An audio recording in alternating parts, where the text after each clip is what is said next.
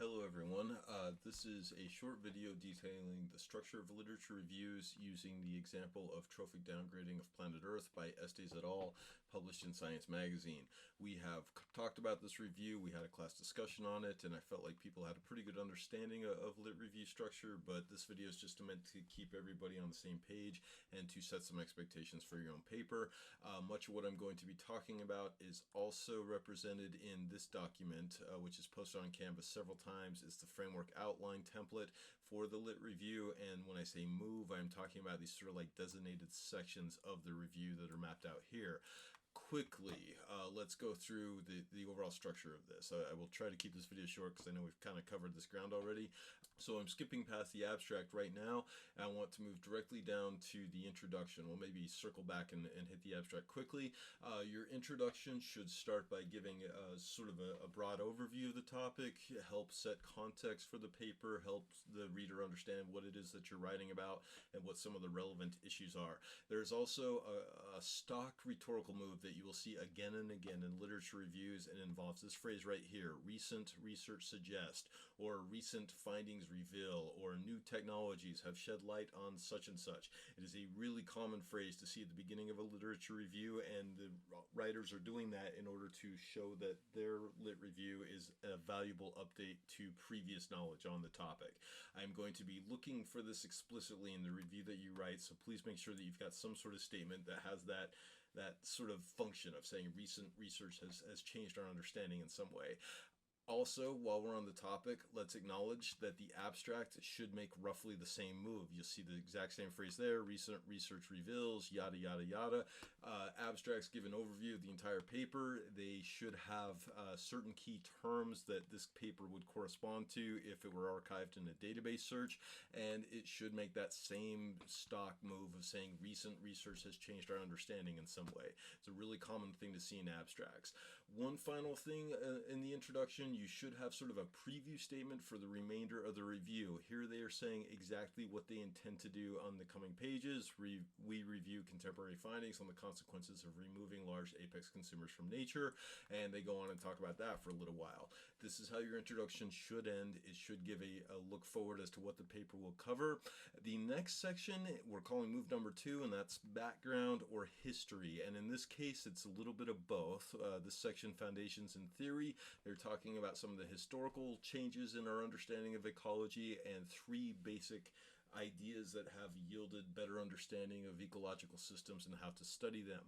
It is also worth noting that this is probably the only place in a review where it might be appropriate to quote. Most of the literature review should be written in your own words. It should be paraphrasing information that you have found elsewhere, or summarizing the findings of given studies. There might be some reason to quote, particularly in the background section, and notice that the only quote that happens in this entire review is this sort of like separated one right here. That does take place, like, right next to the background section. This is not something that we do a lot in review writing, or at least I shouldn't say review writing. It's not something that we do a lot in hard science writing. Hard sciences just do not quote very often. You may have been taught to write a paper with a lot of quotations in Writing 2010.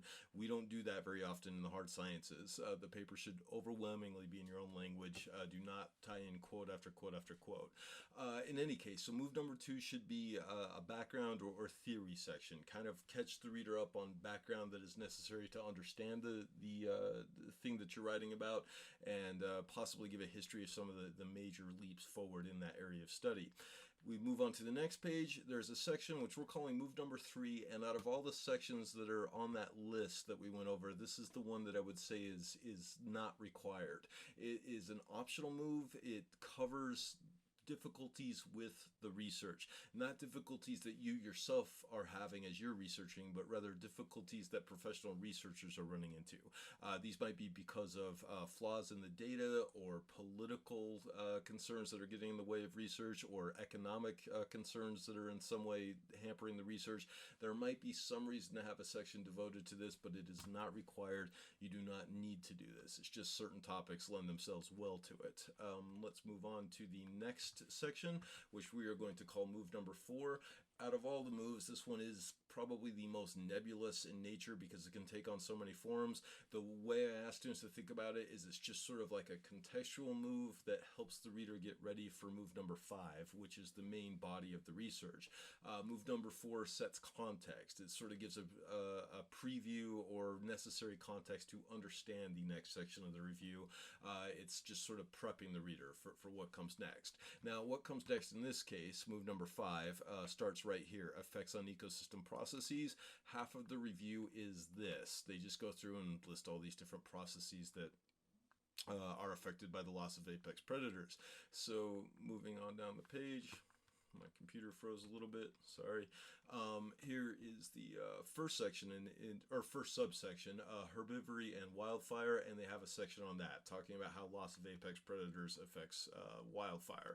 And then they have a section on disease, and then they have a section on physical and chemical influences. And it is worth noting at this point that we have a subsection within a subsection. Physical and chemical influences is kind of like the first division of subsection, and then we have atmosphere, and on the next page we have soil, and then we have water. This is not an uncommon thing to do. The other reviews that are posted on Canvas do the same thing. It is fine to have sections within sections. Keep the font consistent to make sure that the reader understands that there's a new division or there's a subsection within the bigger subsection. So the next one is on biodiversity. And then we move on to the next page where I think I skipped past one, but that's okay. Let's get to move number 6. Move number 6, in this case, I'm just identifying the single sentence right here as representing move number 6. Sometimes there will be a much longer move number 6, but it should be sort of a summary statement, something that very concisely wraps up the main point of the research that you have done. Sometimes I'll talk about in terms of a takeaway statement, meaning it is the one thing that the reader should take away from all of this. These examples support the conclusion that disruptions of trophic cascades due to decline of predation constitute a threat to biodiversity from within, for which the best management solution is likely the restoration of effective predation regimes. That is them sort of summing up their findings in one concise statement. After that, you should have a look forward. This is move number 7. Look to the future in some way. Make goals for future research. Talk about unanswered questions.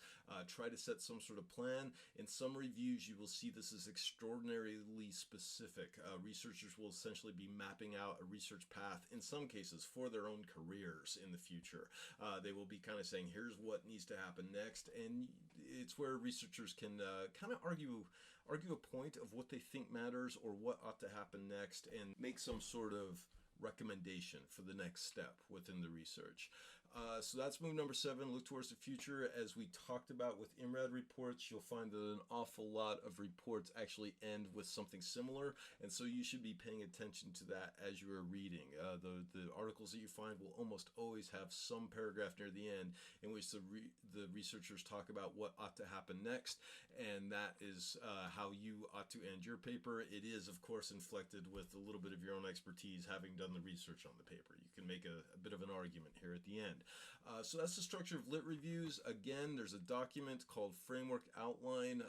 It's got 3 pages to it. We're looking at the middle page right here, which is a template that has all of these moves, and I'm asking you to look at this and to start making your own outline based on it. And if you have any questions along the way, let me know. Otherwise, good luck writing and go to work.